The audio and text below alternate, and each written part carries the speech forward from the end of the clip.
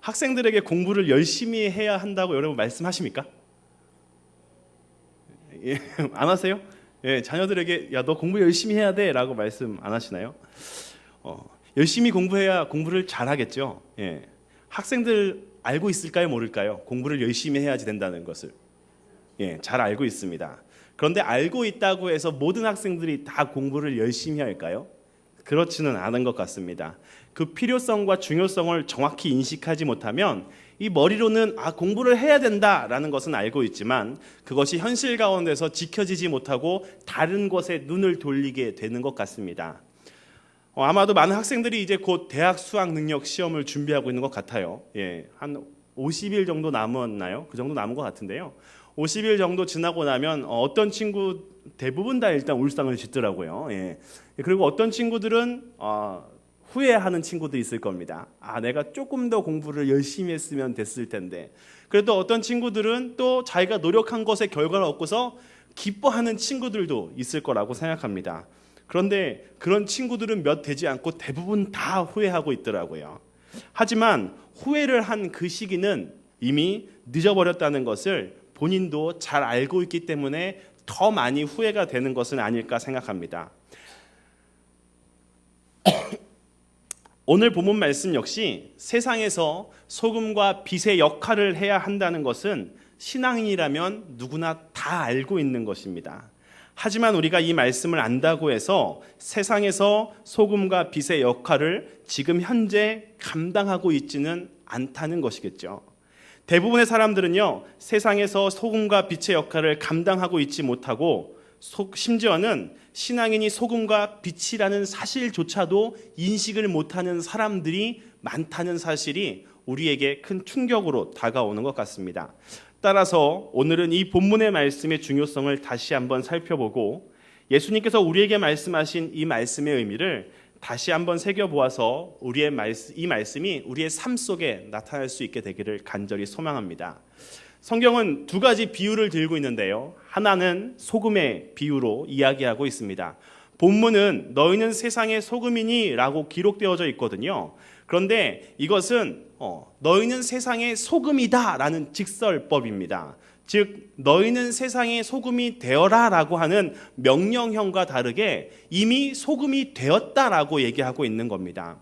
왜냐하면 세상의 소금이 되어라고 명령하는 것은 아직 소금이 되어 있지 않은 상태를 이야기하거든요. 하지만 직설법을 사용하고 있다는 것은 그리스도인이라면 이미 세상의 소금이라는 거예요. 사람들은요, 이제 내가 세상의 소금이 되어야겠다라고 말씀하시는 분들이 계십니다. 그런데 그렇지 않습니다. 여러분들이 그리스도인임과 동시에 여러분은 이미 세상의 소금이라는 겁니다. 중요한 건 내가 어떤 소금이냐가 중요하다는 거죠.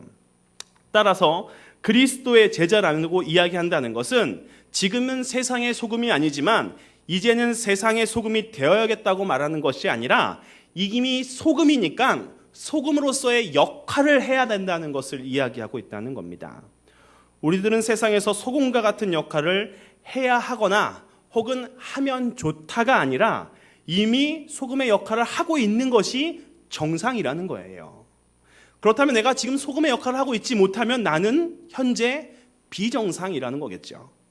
이 소금은 많은 상징성을 가지고 있습니다. 신약 성경의 소금은요, 사실 6번밖에 등장하지 않거든요. 하지만 이 소금에 대한 의미는 굉장히 중요하게 쓰이고 있습니다. 이스라엘에서 소금은 우리처럼 염전에서 소금을 캐지 않습니다.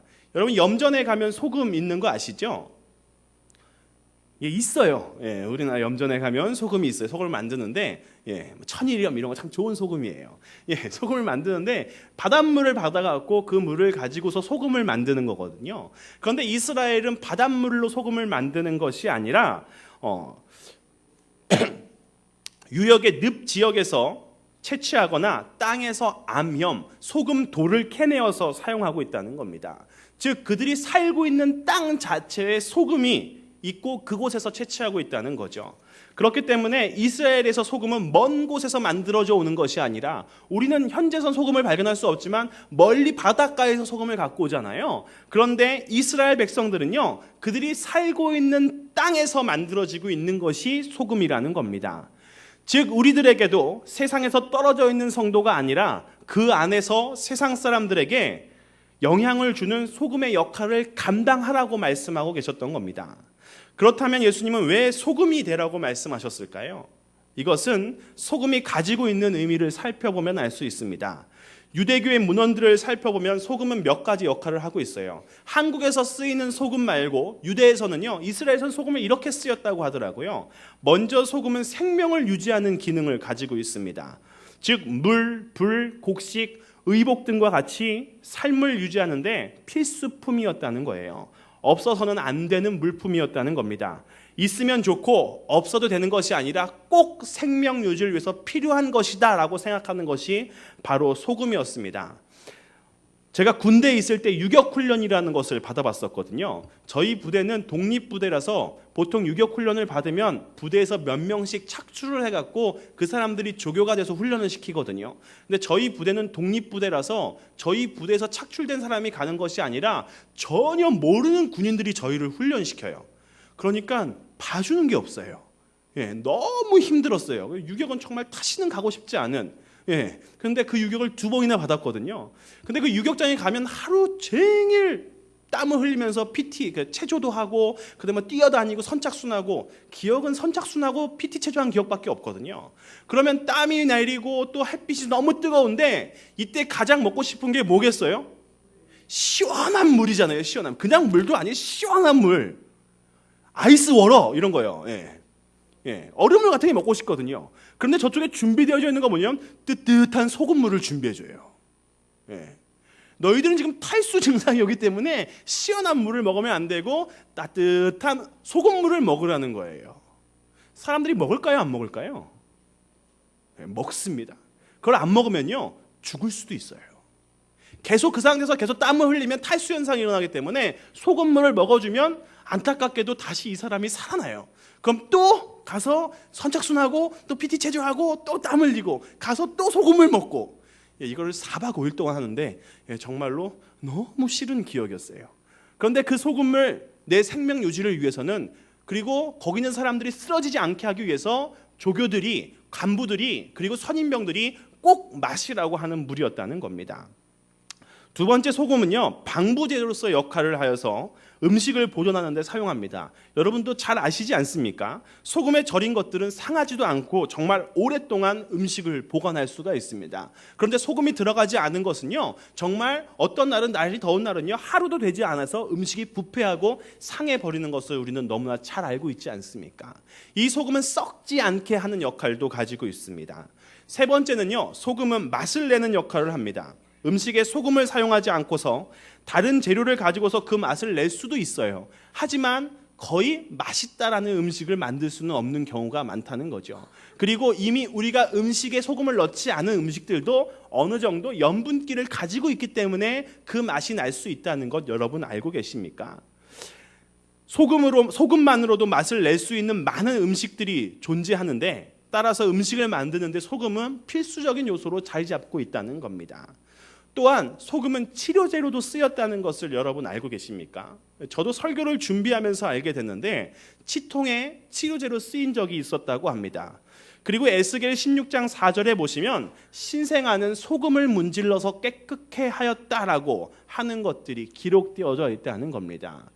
그리고 마지막으로 소금은 순결한 희생을 상징한다고 하는데요.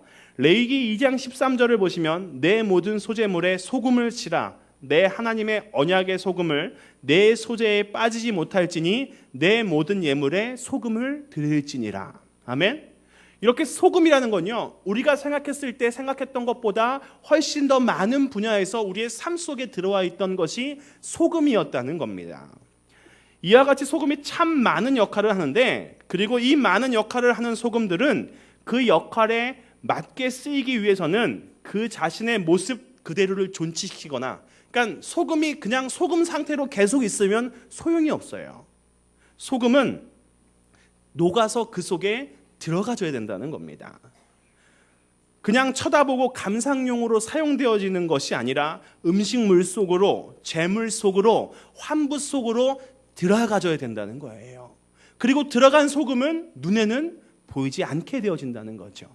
하지만 그 속에 들어가져 있을 때 그것이 음식을 만들고 방부제 역할을 하고 생명을 유지하고 그리고 치료제로 쓰이고 또 하나님께 드려질 수 있었다는 겁니다. 우리 성도들 역시 마찬가지 아니겠습니까? 우리는 세상 속으로 녹아 들어가서 신앙의 소금의 역할을 해야 된다는 겁니다. 그들에게 그리스도를 전하고 나타내야 한다는 것이죠. 즉 우리에게 신앙인의 역할이 사라지면 세상에서 함께 공유하며 살아갈 수 있다고 생각이 들지도 모르지만, 그런데 세상은 부패하여지고 먹을 수 없는 음식과 같이 되어버린다는 겁니다. 내가 세상 속에 녹아들지 않으면 그냥 별개로 살면 될 것 같은 생각이 들지만, 내가 세상 속에 녹아들지 않게 되는 동시에 세상은 부패되어져 버리고, 부패되어져 버린 세상 속에 나는 더 살아갈 수가 없게 되어진다는 거예요. 사람은 세상 속에서 선포되어지고 파송받은 사람이라면 그 세상 속에서 살아갈 수밖에 없습니다. 그 세상 속에서 살아가기 위해서는 우리는 그 세상 속에서 신앙의 소금의 역할로 녹아 들어가야 된다는 거죠.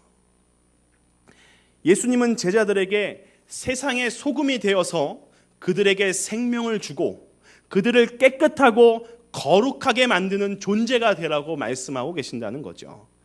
그리스도인이라면 그리스도인답게 살아가라는 겁니다. 그런데 언젠가부터 마땅히 해야 될 소금의 역할을 잊어버렸음에도 불구하고 겉모습이 소금과 같다고 아무렇지도 않게 살아가는 성도들이 많이 늘어나고 있습니다. 예수님께서 오늘 제자들에게 묻습니다. 소금이 만일 그 맛을 잃으면 무엇으로 짜게 하겠느냐? 예수님이 몰라서 물어보셨을까요? 아니요.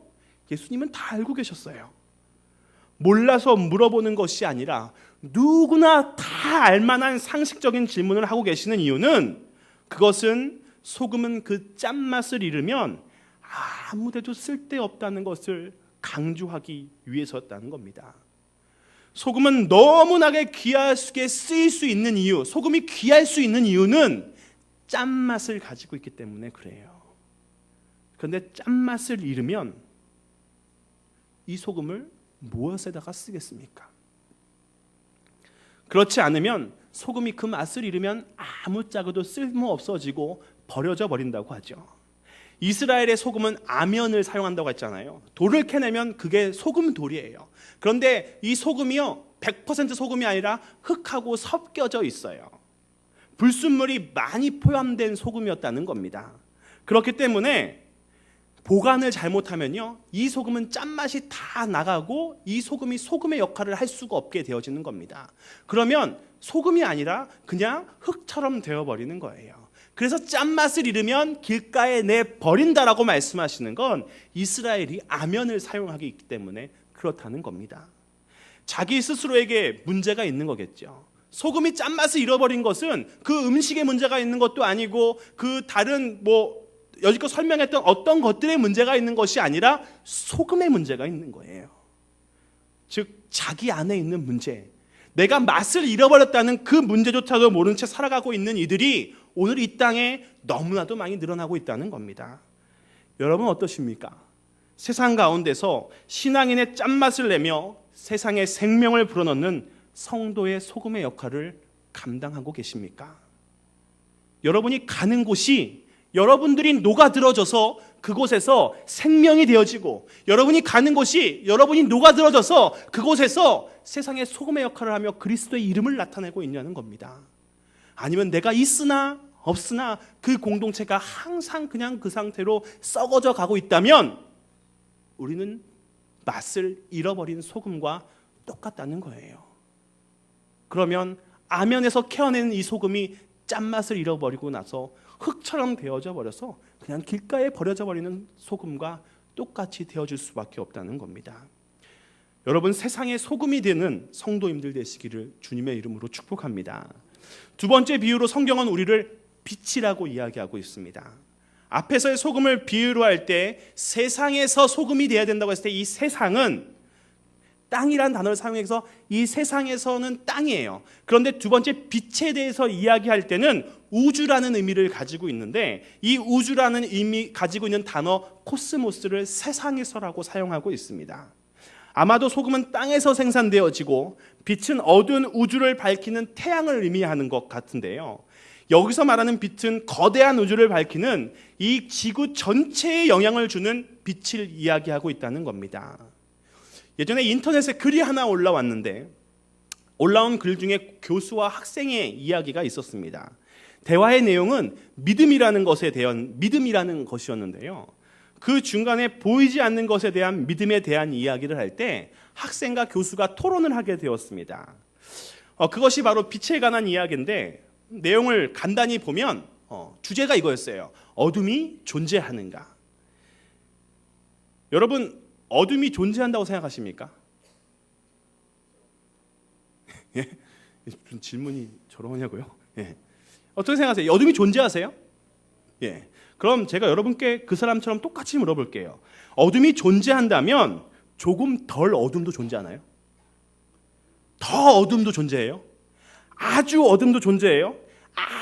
아주 어둠 존재해요? 안 존재하죠. 어둠은 그냥 어둠이에요. 이 학생이 얘기하고 싶은 건요, 어둠이라는 건 존재하지 않는데요. 뭐가 존재하지 않냐면 빛의 부재라는 거예요. 어둠이 존재하는 것이 아니라 빛이 없다는 겁니다. 예를 들어서 빛이라는 것은요, 아주 조그만 빛이라도 있어도 어둠은 사라져버리거든요. 빛은 조금 밝은 빛도 있고 조금 더 밝은 빛도 있고 밝은 빛도 있고 아주 밝은 빛도 있고 아주 밝은 빛도 있고 킹왕 짱 밝은 빛도 있잖아요. 예.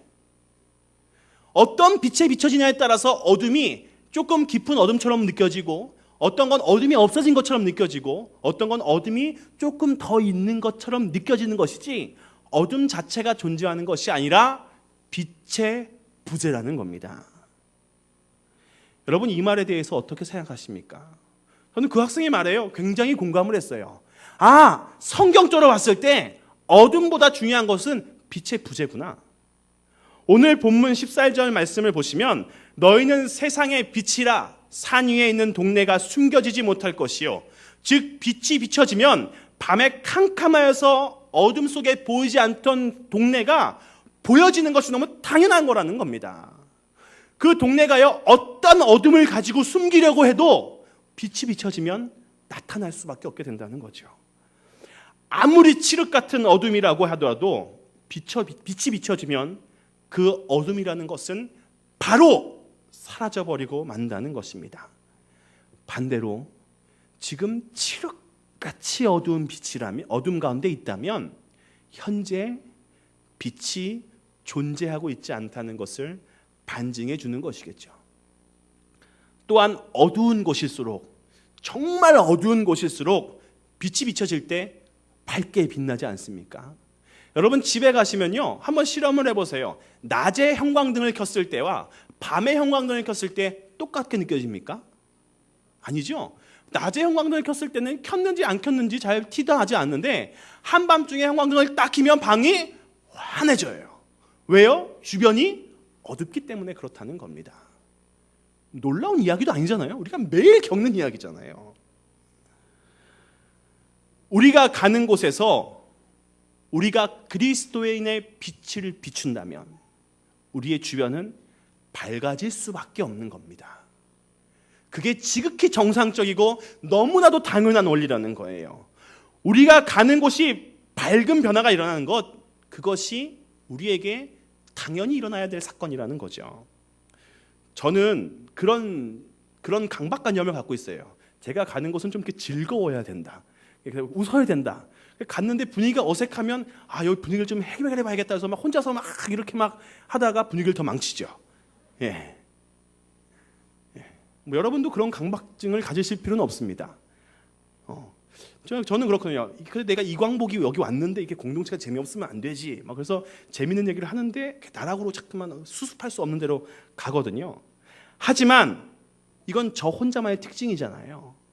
예. 그렇지만 우리가 가는 곳에 그리스도인의 빛이 나타나지 않는 것에 대해서만큼은 여러분 책임을 지셔야 된다는 겁니다. 그리스도의 자녀인 그리스도의 빛인 내가 있는데 그곳에서 그리스도의 빛이 비춰져서 그곳이 밝아지는 것, 그것이 당연한 것이라는 거죠. 즉 우리가 가는 곳마다 그리스도로 충만해져야 된다는 겁니다. 여기로 가면 여기가 그리스도로 충만해지고, 저쪽으로 가면 저쪽이 그리스도로 충만해지고, 저 멀리 그쪽으로 가면 그쪽에도 그리스도로 충만해져야 되는 것이 지극히 정상적이라는 겁니다. 그리고 빛이라는 것은요, 숨길 수가 없습니다. 빛이라는 것은 항상 드러나는 존재라는 거예요. 그것처럼 우리의 삶도 세상 가운데서 드러나는 모습을 가져야 됩니다. 세상 사람들은 우리에게 관심이 많아요. 여러분, 안티 기독교라고 말 혹시 들어보셨습니까? 반대 세력이 있다는 것, 기독교를 반대하는 사람들이 있다는 것, 그만큼 영향력이 있고 관심을 갖는다는 겁니다. 그런데 우리는 어둠 가운데 비친데도 불구하고 전혀 존재감을 가지지도 못하며 세상에 우리가 그리스도의 자녀임을 알지도 못한다면 그것에 대해서 우리는 심각하게 고민해 봐야 되지 않겠습니까? 왜 빛인데 빛이 되고 빛이라고 드러내지 못하는 겁니까? 어떤 분에게 제가 그 선물을 하나 보냈어요. 책을 하나 보냈거든요. 유진 피터슨이 이렇게 원서를 번역해서 쓴 메시지 성경이라는 것이 있어요. 근데 그 성경이 이제 신약 성경이 따로 되어져 있는데 그 성경을 번역하기 위해서 주소를 물어봤어요. 그 집 주소를 가르쳐 주려고 해서 회사 주소를 가르쳐 달라고 그랬어요. 왜 그러냐고 그러더라고요. 그래서 회사로 이게 가야 당신이 교회 다닌다는 사실을 알지 않겠습니까? 예. 그래서 그 사람이 그걸 회사에서 받았대요. 받고 딱 까니까 사람들이 이게 보더래요. 그리고 그 다음부터 자기한테 술 마시자는 얘기를 좀 줄이더래요. 예. 내가 빛인 척하지 않고 내가 마치 어둠인 것처럼 하고 다니면 안 되잖아요. 빛은 좋은 거잖아요. 빛은 당당한 거잖아요. 비춰져야 정상인 거잖아요. 그런데 왜 그 빛을 숨기고 사시냐는 겁니까? 10년을 한 동네에 살았는데 내가 교회 다닌다는 사실을 모른다면 이건 굉장히 심각한 겁니다. 직장 생활을 하고 있는데 내가 주일날 이번 주에 전교인 예수생명 운동이 있는데 우리 교회 한번 가지 않겠어라고 했는데 교회 다니세요? 만약 내가 가는 그곳이 나로 인해서 밝아지지 않는다면, 복음이 선포되어지지 않는다면 그것은 분명 나 자신에게 문제가 있는 겁니다. 여러분이 가는 곳마다 여러분을 통하여서 그리스도의 복음의 빛이 비춰지기를 간절히 소망합니다. 그렇다면 우리가 이러한 소금과 빛이 되어 살아가야 하는 이유는 무엇이라고 여러분 생각하십니까? 왜 예수님은 우리에게 소금이 되라고 하고 세상 가운데서 빛이 되라고 말씀하셨을까요? 그것은 바로 우리를 통하여서 하늘에 계신 우리 하나님께 영광을 돌리기 위함이라고 말씀하고 계신다는 거죠. 즉 우리가 이러한 삶을 사는 것, 우리를 위해서 세상의 빛과 소금의 역할을 감당하는 것이 아닙니다. 하나님을 위하여 살아가는 삶이라는 것을 여러분 기억했으면 좋겠습니다. 여러분, 다른 사람을 위해서, 나 위의 것을 위해서 살아가는 것을 뭐라고 말씀하고 있는지 아십니까? 세상은 그것을 희생이라고 이야기합니다. 누군가를 위해 살아가는 것, 그것은 희생이 수반되어야지만 가능하다는 거예요. 멋들어지잖아요. 세상에 소금과 빛이 되라는 말. 그런데 멋있어 보이는 그 말은 세상에서 나를 위해서 희생하라라고 말씀하고 계신다는 겁니다. 그리스도인으로 사는 것, 세상의 소금과 빛이 되어 사는 것은 바로 그리스도를 향한 우리의 희생의 삶이라는 겁니다. 여러분, 그것은 우리에게 너무 어렵고 힘든 짐인 것이 사실인 것 같습니다. 이 세상에서 빛으로 또 소금으로 사는 건 쉬운 일은 아니라고 생각합니다. 잘못된 길을 가는 것은 쉽지만 잘못된 것을 바르게 잡는 것은 참으로 어려운 일인 것처럼, 그럼에도 불구하고 우리는 그 길을 걸어야 하고 우리를 통해서 그리스도가 또한 우리 주 하나님께서 영광을 받으셔야 하는 것이 우리 그리스도인들의 사명이라는 겁니다. 또한 우리가 기억해야 될 것, 소금은 그 맛을 잃으면 버려 밝히고 빛은 그 빛을 잃음과 동시에 세상은 어둠에 빠지게 된다는 거예요. 우리는 살아가는 인생 속에서 많은 고민을 할 때가 있습니다. 때로는 세상과 타협하여 편안하게 살아가고 싶을 때가 너무나도 많은 것이 사실인 것 같습니다. 소금도 되고 싶지 않고 빛도 되고 싶지 않을 때가 살아가다 보면 너무 많다는 겁니다. 하지만 여러분 기억하셨으면 좋겠습니다. 여러분은 세상의 소금으로 빛으로 예수님께서 부르셨습니다. 하나님은 여러분을 사용하기 원하고 계세요. 여러분이 원하든 원치 않든 이미 이 땅의 소금과 빛이라는 겁니다. 썩어져가는 이 세상의 소금과 어두워져가는 이 세상의 빛의 모습으로 살아가기를 소망합니다. 예수님께서 말씀하시죠. 나는 율법을 폐하러 온 것이 아니라 완성하려 왔다고. 예수님은 이 세상을 율법을 완성하기 위해 오셨는데, 즉 이 세상 가운데서 우리가 소금과 빛으로 살아가는 것은 그 예수님의 사역을 이어가는 것이라는 겁니다. 왜냐하면 율법의 핵심은 하나님 사랑과 이웃 사랑이기에 우리가 세상에서 소금과 빛으로 살아가서 이웃을 섬기고 그들을 살리는 것, 그들에게 그리스도의 복음을 전하여서 그들로 하여금 생명 가운데로 나오게 하는 것이 우리들에게 주신 예수님의 사명이기 때문에 그렇습니다. 여러분, 전도라고 얘기하면 전도가 무엇이라고 생각하십니까? 아까도 교사교육을 하면서 물어봤더니요, 전도가 무엇이라고 생각합니까? 물어보니까 예수 믿지 않는 사람에게 예수님을 전해서 교회로 인도하는 것입니다 라고 얘기하시더라고요. 한 52점 정도 됩니다 라고 말씀드렸어요. 전도는요, 예수를 믿지 않는 사람을 정하여서 그에게 내가 깨달아 안 예수 그리스도를 전하고 그를 교회 예수 그리스도 앞으로 인도하여서 그가 예수 그리스도를 만나 또 다른 전도자가 되도록 양육하여 또 다른 전도자가 되게 하는 것까지가 전도입니다. 이 전도하는 거 정말 힘든 거잖아요. 그렇게 또 다른 전도자가 되게 만들기까지 얼마나 많은 노력이 필요하겠습니까? 하지만 주님은 우리를 이 일로 부르셨다는 겁니다. 소금이 되면 좋고 안 되면 안 좋은 것이 아니라 이미 여러분은 소금입니다. 이미 여러분은 빛입니다. 이제는 세상에 나가서 소금의 역할을 감당하고 세상에 나가서 빛의 역할을 감당하여 하나님께 영광을 돌리는 귀한 주님의 자녀 되시기를 주님의 이름으로 축복합니다. 기도하겠습니다. 하나님 감사합니다. 우리를 세상의 소금과 빛으로 불러주신 주님, 주님이 불러주신